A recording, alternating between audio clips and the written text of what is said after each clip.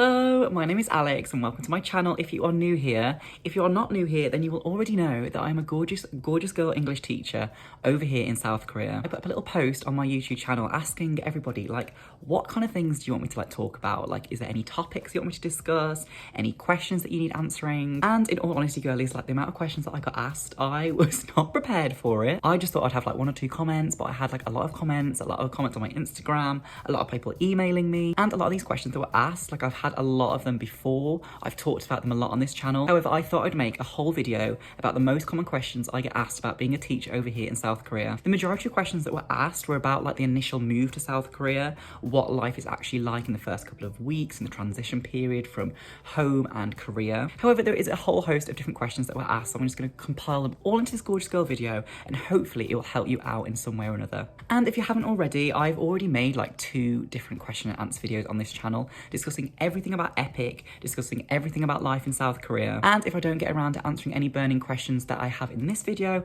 then I will more than likely have answered them in the first 2 question and answer videos. So I will leave them down below. And as always, if you have any more questions whatsoever, please leave a comment down below. I will gladly get back to you. Or if you want to drop me a message on Instagram, I'll get back to you over there even quicker. And of course, if you like this gorgeous girl kind of content, make sure you hit the subscribe button down below. So without further ado, let's get started with the video talking about the questions that I get asked a lot about moving over here to South Korea. So I've got my laptop in front of me, so bear with me, girlies. So the first question that I get asked a lot is, Alex, what are your favourite places to visit in South Korea? Oh my goodness. So I have been in Korea nearly a year now, and I have visited a lot of gorgeous girl places. And besides from the big places like Daegu, Seoul, Busan, I've visited those and they were absolutely amazing. However, there's a lot of undiscovered little hidden gems in Korea, and I will talk about my top 3. So a little side note, girlies, I've actually made a complete separate video about all these 3 places, so make sure you go and check them out. My very first place I would mention is Jeonju. So Jeonju is a super cute, super little authentic Korean hanok style little village town area. It's a very popular tourist place. A lot of Koreans will wear hanboks, and it's a really good place if you want to see authentic Korea, if you want to see some temples, you want to visit loads of gift shops, and it's just a gorgeous place for a weekend away. My friends and I, we rented a hanok stay when we were there. It was so gorgeous, and is by far one of the best places that I've visited when in Korea. I would recommend visiting in either spring or autumn time, because this is when it's most gorgeous. Personally for me, I visited in autumn time and it was absolutely bloody gorgeous, but in the summer it might be a bit too hot walking around all the streets, and in the winter it might be a bit cold. So spring, autumn time, Jeonju, gorgeous. The second place is really close to me right here in Daegu is Gyeongju. Not to get confused with Jeonju, Gyeongju, Gyeongju. So Gyeongju is another really famous place over here in South Korea, which I would 100% recommend. It's very similar to Jeonju in the way it's a cultural little town, little village, loads of hanoks, loads of gorgeous cafes, temples, an amazing museum. It was the original capital of Korea, so if you're interested in history and Korean history at that, then Gyeongju is your place to go. And the third place I would recommend, which I visited in the summer all by myself, is Yeosu. Yeosu is one of those places that is really popular with Koreans, but it's not so popular with foreigners. Not many foreigners were there when I visited. It's right on the south coast of South Korea. It's a gorgeous little coastal town. Yeosu is fantastic because it has absolutely everything that you need. It's a gorgeous little beach town. It has a cable car. It has loads of little touristy shops.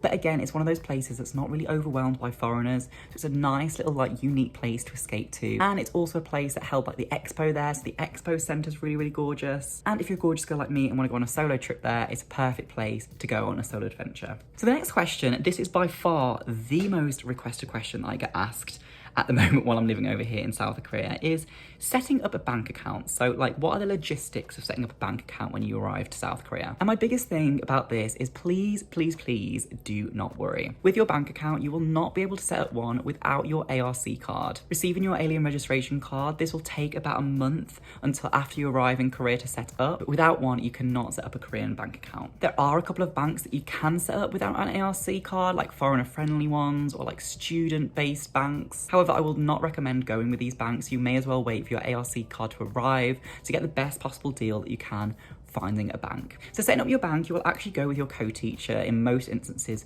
to the bank. They will help you set it all up. They will get the best kind of plan for you. All honesty, I would just recommend going with your co-teacher's like opinion. There are so many different types of banks over here. There is NH Bank, there is Worry Bank. I'm personally with Daegu Bank. And in all honesty, it doesn't really matter which bank you go to. You're only going to really use the banking over here for like getting paid into. You're only going to use it to transfer money to people. Or if you want to send money home, this is the other reason that you're going to use a bank account. However, in terms of like exchange rates, interest, this, that, and the other, it really doesn't matter which bank account you go with. However, one thing that I would definitely say when you go to the bank account, like some co-teachers do this, some co-teachers don't. However, I would recommend asking your co-teacher to try and set up online banking for you. Some of my friends don't have online banking, whereas I do, and it's so much easier for me to like transfer money because my friends that don't have online banking have to go to the ATM machine every single time they need to transfer money, which is a huge pain. So please don't forget to like set up an online banking. It's at no extra cost. However, once again, your co-teacher will set this up for you and with you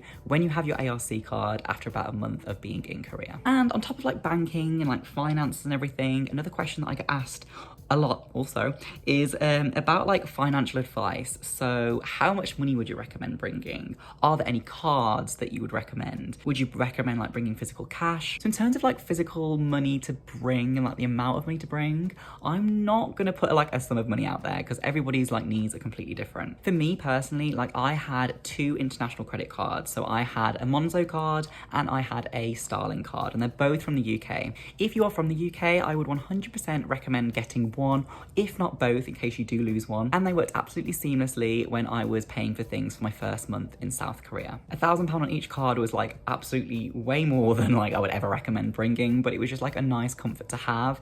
And I've also used this money for like booking different like things throughout the year as well. But it is nice to know that I have this like backup option of money in case something was to happen with my Korean card, for example. And in terms of bringing like physical money with you, I would 100% recommend bringing at least like a couple of like £100, $100 with you to South Korea. There are a lot of places in South Korea, for example, at the top of my head is like street food that are money only. However, everywhere in Korea is going to accept cash one way or another. So having cash is just like going to be a bonus for you because you're not going to go wrong with cash. Also, it's going to be a lot easier for you to like transfer money between your friends and stuff if like one person pays something and you owe them back, because you're not going to have your bank account all set up and everything to easily transfer people and everything and all your friends. If you have this physical cash, it's a lot easier to like physically give that to them rather than like the whole logistics of international transfers, which is not so gorgeous. And an additional point with this is that I would recommend bringing dollar currency rather than like pounds, or if you're from like South Africa, bringing rands. From my personal experience, I've actually found it really difficult to exchange pounds for Korean won over here, whereas dollars is like a universally accepted currency. So it's one of those things I'd definitely recommend changing whatever currency you have into dollars, and then you can use those dollars to buy Korean won over here. Okay, so the next question is, how do I use public transport over here? Is there a card I can buy? Do I have to pay every single time that I go on it? Can I pay in cash? So for those long-term viewers of this channel, you know that I'm absolutely obsessed with Gorgeous Girl public transport over here in South Korea. It is absolutely amazing. However, paying for public transport, pretty much everybody uses a thing called a T-Money card. These T-Money cards are basically just like contactless little cards that you tap on to like a bus, a subway, or whatever you're getting on, and they're really super convenient because you just tap and you go through the gate. These can be purchased at absolutely any convenience store, which convenience stores are on every single corner, or you can buy them at places such as bus stations or at subway stations. They're usually really cheap to buy, so they cost between like about $3 to $5 to buy, and you can top them up with as much money or as little money as you want to. But please keep in mind that you can only top these T-Money cards up with cash, so this is another reason why you should bring Korean won with you when you come to South Korea. These aren't top-upable. Top-upable? Is that a word? Top-upable? These aren't top-upable. Toppable. With a card, so make sure you bring some cash to top these up. There are loads of English options on the machines to top them up and everything, so it's super easy to do. And for me personally, I usually top up like 50,000 won at a time, and because I use like public transport very often, but this usually just lasts me like a month, and it doesn't mean that I have to like go every single week to top it up. So yeah, super easy. Don't get worrying too much. You can buy a T-Money card with your foreign card over here, so it's one of those things that you can set up straight away without having an ARC card or a bank account. So the next question is, SIM cards. So everything to do with SIM cards. Where should I get a SIM card? What kind of SIM card should I get? So SIM cards, yes. I would 100% recommend getting a SIM card before you come to South Korea. There are options to buy SIM cards when you are over here. There's places at the airport that you can buy things, but I honestly just think it's so much easier to buy a SIM card before you fly. Just as you're about to board the plane, make sure that you change that SIM card so when you're in Korea, you're ready to go and you're ready to use like the data over here. I've mentioned on this channel a lot of times the company that I went with, which is Trazy. I will leave a link down below, and they deliver SIM cards straight to your home address within like a couple of days, and you can get different packages for over here in South Korea, and they can suit everybody's needs. And I would recommend another company called Airalo. These are a brand new company that's just been set up, and they are absolutely fantastic because they provide eSIMs. So this means you don't have to get like through the hassle of getting your phone unlocked or anything like this, or having like a physical SIM card. Airalo works through its application, and you can buy a SIM card for over 100 different countries, including South Korea, and you can buy as much or as little as you need. So Airalo and Trazy, I would 100% recommend. I will leave the links down below for you to browse at your leisure. So another question that a lot of you like to ask is about like medical coverage, and like, does your school pay for your medical coverage? Do you have to set this up by yourself? Like, what are the logistics of like going to like hospital and like getting medical care? In terms of medical coverage, you do get medical insurance with your school. It's one of those things that automatically gets taken out of your paycheck every month, so you really don't need to worry about buying medical insurance when you're over here. I would recommend getting insurance for the first month. Personally, for me, I've been really fortunate. Like, I've not had to use a hospital over here. Usually I just go to like the school nurse, or usually I just go to a pharmacy if I need something. Like, for example, in the summer, like I had really bad sunburn, so I just went to a pharmacy, I just went and got some cream, and it was absolutely fine. However, for bigger situations, you can go to the hospital, and with your medical insurance, you do get a huge discount over here for medical bills. Obviously, coming from a place such as like the USA, medical bills are extortionate, so I understand your worries about being concerned about medical expenses. However, in South Korea, in general, it is very affordable, and your medical insurance is provided by your school, so you don't have to set this up. Okay, so the next question is like ordering takeaway, online shopping, and everything to do with like this kind of thing. Again, for most instances, you will need a Korean card in order to online shop,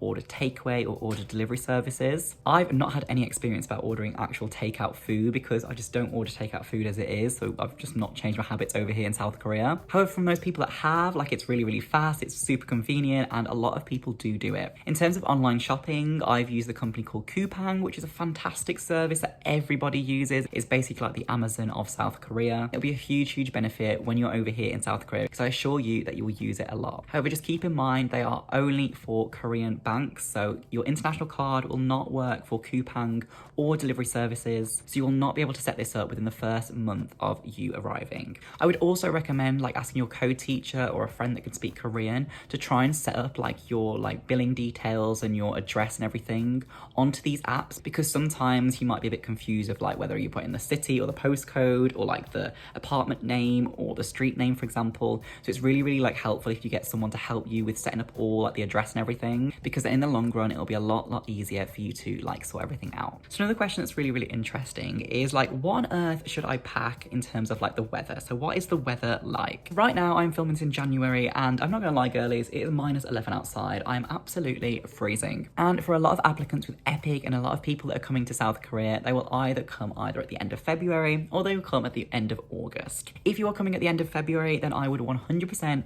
recommend bringing a big coat with you, because it's going to be freezing. When I first came to Korea at the start of February, it was so cold, and I needed my big jacket up until at the end of March, the start of April. So definitely pack for like the winter if you are arriving at the February time, because you will definitely need it. However, if you are arriving at the end of August time, then it's going to be the peak of summer, so you're going to be absolutely sweating and you will not need a winter coat. I would probably recommend bringing like a couple of like warm items, so like the transition period from like summer to winter, it can get quite cold. But for the most part, so that you can pack a lot more stuff, I would recommend packing like lightly for if you're coming in August, and then a lot of stuff you can just gladly buy over here. Like, there's no point bringing a big jacket in the heat of August. Like, everyone's just gonna be staring at you if you get off that plane with a big jacket on. But there are many shops that you can buy a big jacket over here when it does come winter time. So yeah, just keep in mind that the weather over here in South Korea, it gets from like -20 degrees to literally up to +40 degrees in the summer. So it is a huge variation. So telling you what to pack is just gonna be like basically impossible. So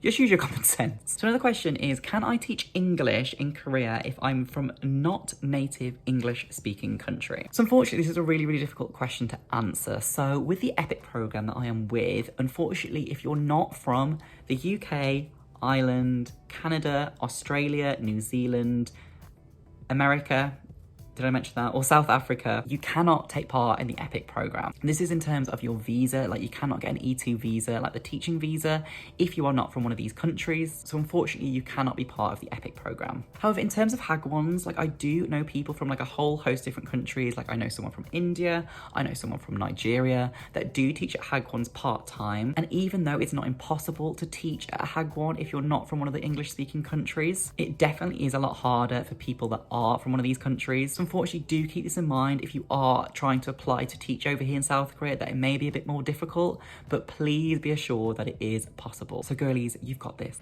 Okay, so another stress that everybody seems to have, and I always read these questions, I'm like, girlies, you do not need to be worried at all. But I understand, like, you are coming from the other side of the world. However, it's about like the airport and like orientation. Like, what are the logistics going to be? Is it going to be someone like picking you up? Do you have to sort out your like accommodation, like initial accommodation and everything like that? So for me, actually, I came last year, so I had to leave the airport. I went straight to quarantine for 10 days, and then I went straight to orientation. When I left the airport, there was a desk right for me there with like EPIK on it. They had a coach provided to take us to our quarantine location, and it was super, super easy and super, super stress-free. I'm not 100% sure, but I'm pretty positive it's going to be the same situation as what I had as well. But instead of going to a quarantine location, you will go straight to orientation from the airport via EPIK provided transport. Personally, I was at orientation for 5 whole days, which was Monday to Friday, and then I traveled to my apartment on the Friday evening. And orientation, I got a lot more information about my life in Korea. I got an orientation like pack and information packlet. You'll be helped along the way, so don't get stressing too much, girlies. So another question is, how easy is it to make connections with locals and other foreigners in South Korea? Oh my goodness, it's so funny that you ask. So one of my latest videos, I've actually made a whole video about talking about like making friends over here as a foreigner,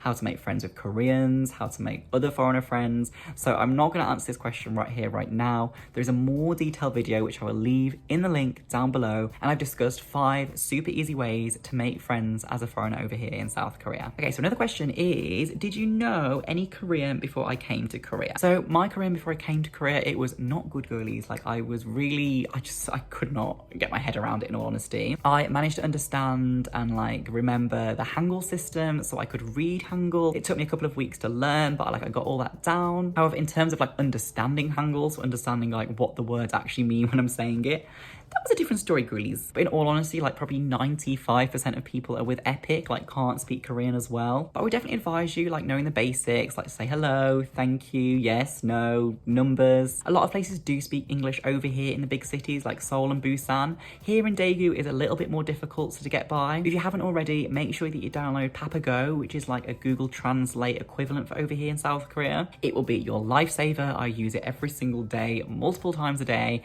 So if you haven't already, use Papago to translate things, not Google Translate. And the final question that I get asked as well is there any important advice that you would give for a newbie moving to South Korea? So girlies, that is a big, big question. So I would recommend, honestly, just go open-minded. Like I've mentioned this so many times before, but honestly, like your mindset really does play like a big part into your experience in South Korea. If you're one of those people that's really wants to make friends and you actually put the effort into making friends, then these friends will come and organically grow. So I would definitely recommend pushing yourself out of your comfort zone, even if you are an introvert, because there are so many people around you, so many like-minded people that are in the exact same situation of moving to South Korea. I honestly believe like life is what will be, and you've taken this huge step of applying to move to South Korea, you've hopped on the plane of South Korea, and now you've landed in South Korea. Like this is amazing. Like if you can do that, you can literally do anything. You honestly don't need to worry about a lot of stuff. Like I know that's easier said than done, but honestly, like moving over to South Korea is so like